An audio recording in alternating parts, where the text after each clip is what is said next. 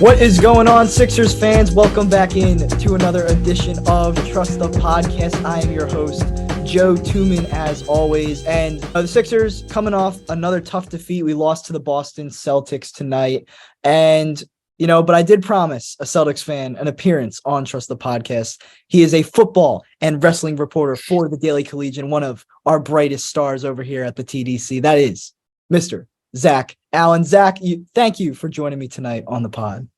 Thank you for having me, and thank you for the gracious introduction. I was not expecting that. You absolutely deserve a gracious introduction, but another person who deserves a gracious introduction after his game tonight, Mr. Blake Griffin, and a bunch of these other Celtics role players showing up against the Sixers tonight when your stars, Tatum and Brown, only made a combined 7 shots.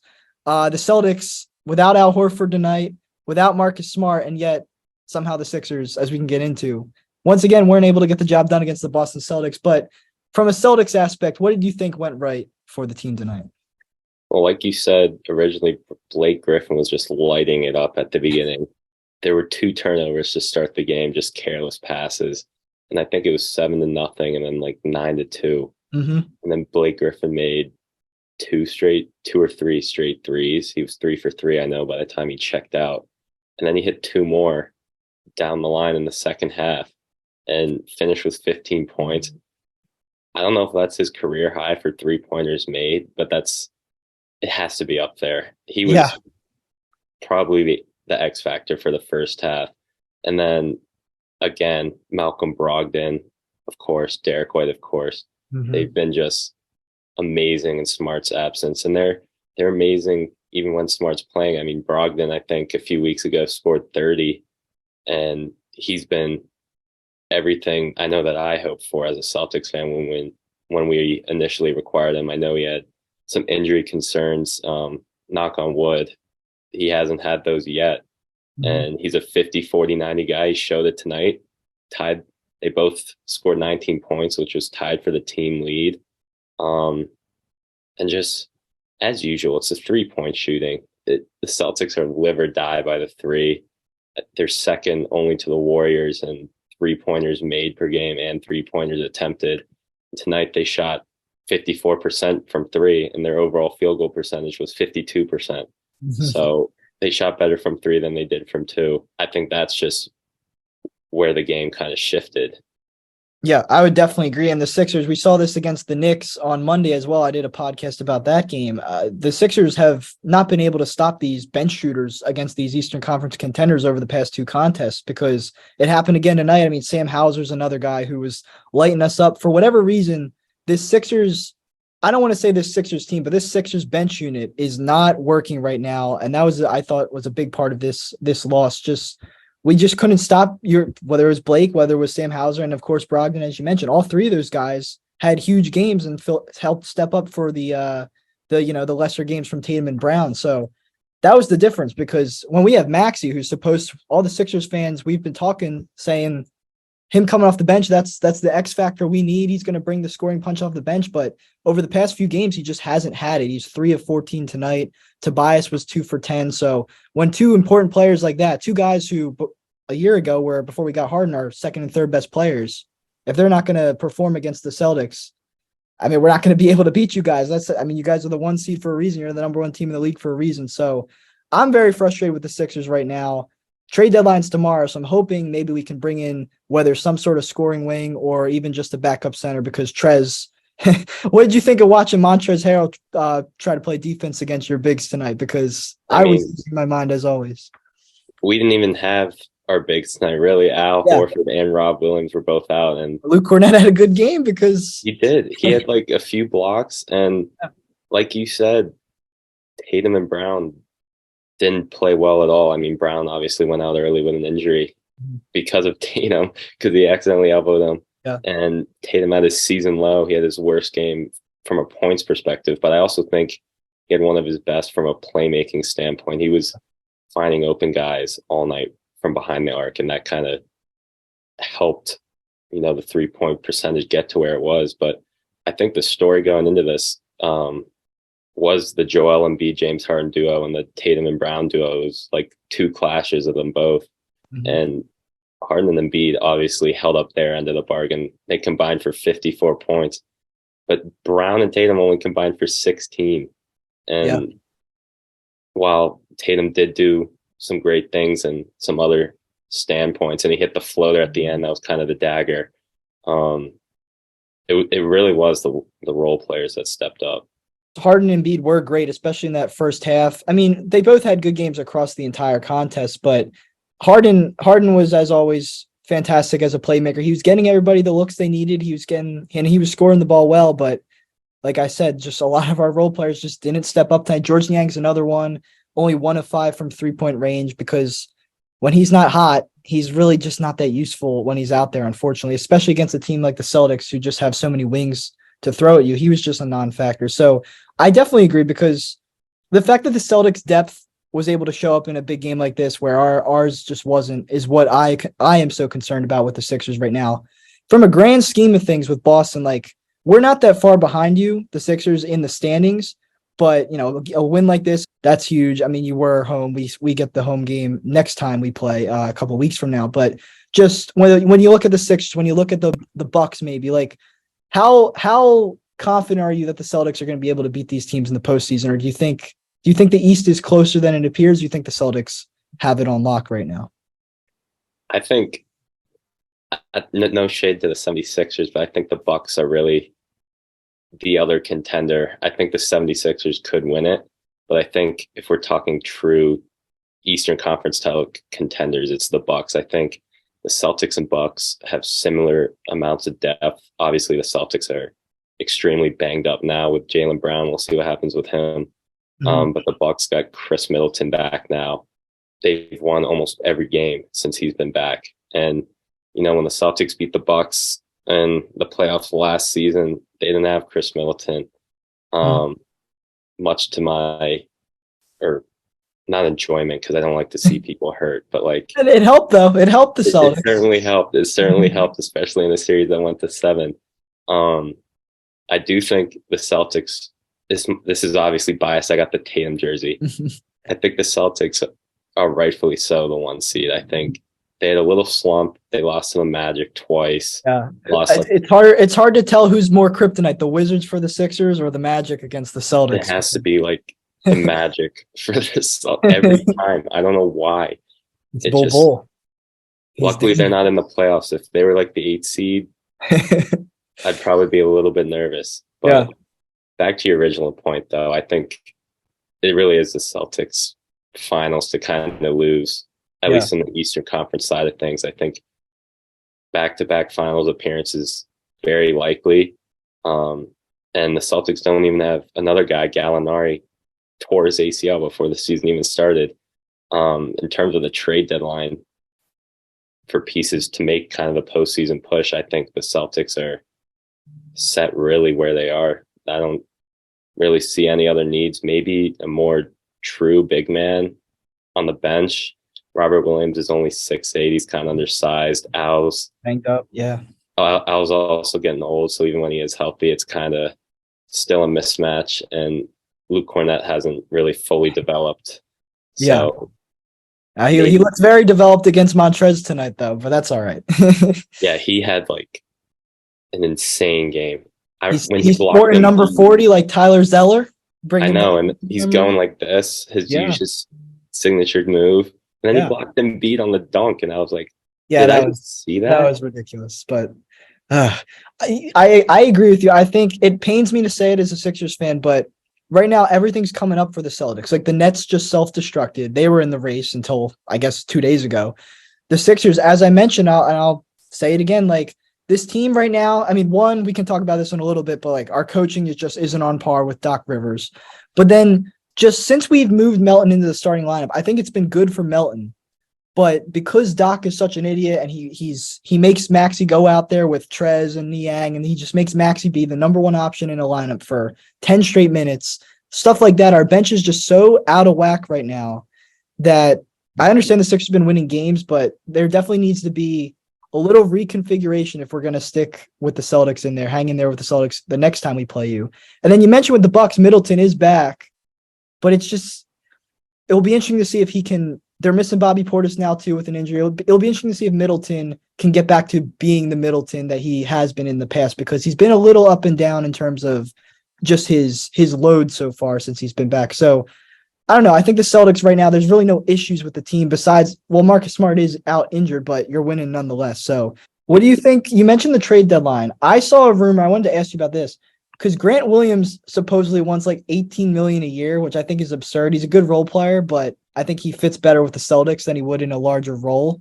Do you think that there's any truth to the rumors they might look to move him so they don't have to pay him, or do you think they're going to try and keep him for the playoff stretch? Might be some truth because he definitely is going to ask for more than what he's probably worth in his current role now. So I could see that happening, but he's also really crucial to the Celtics. I mean, 3 years ago, I would have said trade Grant Williams, but he's developed into such a great 3-point shooter that we kind of have to keep him for that playoff run. Even though we have Sam Hauser who could probably fill in that role, but then he's also great at defense. That's where Sam Hauser kind of would lack. I know Graham Williams was going up against Embiid one-on-one for a lot of the game. He guards Giannis. He guards pretty much the best guy, the best big on the court whenever he's called up. So I think there could be some truth to it, but I think if the Celtics were to do it, it would hurt their postseason run a lot more than if they just waited and let him attack free agency on his own. Yeah, I think that's the right call. I've always been a big fan of Grant Williams. Coming out of Tennessee, I remember picking them to win the March Madness tournament one year because I was so in on that team. I was very excited when they drafted him, but then the first 2 years he missed his first 25 threes. Yeah. And then I was like, we'll see. Yeah. Well, he's developed, he's basically everything the Sixers wish they had with PJ Tucker, just a corner three specialist. He's going to come in, rebound the ball hard, play hard defense. And he's also, this is important, but he's a bit of a yapper, but that's a good thing. Every team needs that. Every team needs the guy who's not going to back down just because he has to, guard a star like Giannis. The fact that Grant Williams has no issue doing that, even though maybe he is a little out of his weight sometimes, out of his depth rather. That's important because if you have that kind of guy on your team and he's playing those minutes, even if he doesn't have a good game, you at least know that he's going to give 110% of effort all the time. So I've always really liked Grant Williams. It's funny because the draft day trade was the Sixers traded up to get Matisse, and you guys wound up with Grant Williams and Carson Edwards. And the first year and a half of that, it looked great. I loved Matisse. All the Sixers fans loved Thibault. But now, 3 years later, Grant Williams is a key piece for you guys, playing 28 minutes a game off the bench. And Thibault, this might have been his last game with the team. I'm hoping tomorrow he's traded away from this roster because I'm at my wit's end, both with him, but also with the way we use him, with the way the coaching staff uses him. So that's another topic, but it's just interesting to look back on. Do you remember that trade on draft night? Because I remember it was a big thing between the Celtics and Sixers to make a trade like that. Yeah, I do remember. And, I was a huge Graham Williams fan coming out of college again, because I remember watching Tennessee that year. Yeah. I was like, dude, this guy's insane. And then we eventually drafted him. And I was so happy for that. But yeah, I do remember that. Yeah. So just to look big picture, you said you think the Celtics can definitely make it to another finals this year. Would you say, do you think this team's better than last year's? Because I think it is. 100%. Last year we had, no disrespect to Peyton Pritchard, but he was getting playoff minutes, and he's a great offensive player. He's crafty, he's quick, he hustles on offensive rebounds, but he's a defensive liability. But now there's just even more depth. Brogdon coming in completely changed that, because now there's Smart, Derek White again, Malcolm Brogdon, and then it goes to Peyton Pritchard. So I think the guard spot has just completely been revamped. That is the big difference for them. Just as we were talking about earlier, it's that bench depth, and that's the difference. And that's what the Sixers need to pick up on when tomorrow, I think. So just to wrap up, though, getting back to the Sixers, a little Sixers topic here. You're a Celtics fan. I don't know how long you've been watching basketball, but Doc Rivers, former Celtics coach, won a championship for the team. He's been riding off that ever since. Andrew Buckman said to me earlier tonight that the Sixers have the Celtics to blame for their problems, because if you guys never won that championship, Doc Rivers wanted to keep getting chance after chance, he wouldn't even be our coach right now. So I'm curious, like, what's your opinion on Doc Rivers? How do Celtics fans remember him? Like, do they care about what he's done like after he's left Boston? Do they kind of make fun of him, or do they look back on him fondly despite his many issues over the past decade? I think we look back on him more fondly because I think most of his issues came with other teams. Yeah. He did bring the Celtics their only title of the 2000s and then led them to another one, which, Right. we eventually lost. But, even on the Celtics, he had one hell of a roster that he had to work with. I mean, one of my all-time favorite Celtics is Rajon Rondo. He was a great playmaker, crafty. Paul Pierce, Kevin Garnett, one of the greatest three-point shooters of all time, Ray Allen, and a great bench as well. And so, we'll look back on him fondly, and I think that was his prime coaching year, like with the Celtics. And I think the title definitely had something to do with it, with him, because you have to be a good coach to go all the way, but you also need that help from the roster. And I think it was a perfect match. And then, we moved on, picked up Brad Stevens, moved him to GM. He's a hell of a GM now. Yeah, he is. And now Ime and Joe Mazzulla the last 2 years have kind of picked up everything else. But Doc Rivers in general, I think Celtics fans would look on him fondly. Gotcha. And do you think, like, when you look at the Sixers fans just constantly dumping on him, you hear what I say about him all the time. Like, do you think, just that from your perspective, do you think it's fair? Do you think that Doc is the reason the Sixers are held back right now? Do you think that's a fair assessment, despite the fact that you might still like him and have some affection for what he did with Boston? Do you think it is fair what the Sixers fans have to say about Doc Rivers? I think to some degree, yes. I think there definitely is some merit there. I mean, The Sixers have been hot recently. They're third in the East, but, they kind of really haven't gotten over that hump, and you guys have had Embiid during his prime years. Now you have James Harden. They're really easy to coach. You just have to kind of take care of the rest of the roster. And I mean, he hasn't been able to get to a finals yet, or even an Eastern Conference Finals yet. Mm-hmm. I think especially that Hawks series was what really kind of started that whole thing. Because Simmons did us in, but Doc was a part of that too. I mean, I was at Game 5 when we blew like a 26-point lead, and it came to that stuff. That some of that's on Doc. Like he just doesn't adjust. I hate something I hate that Doc does, but it worked for him when he won the championship in 2008 because the Celtics were so deep. He loves his 10-man rotations. He loves playing 5 bench players for an extended amount of time all together. Like, he doesn't stagger the minutes.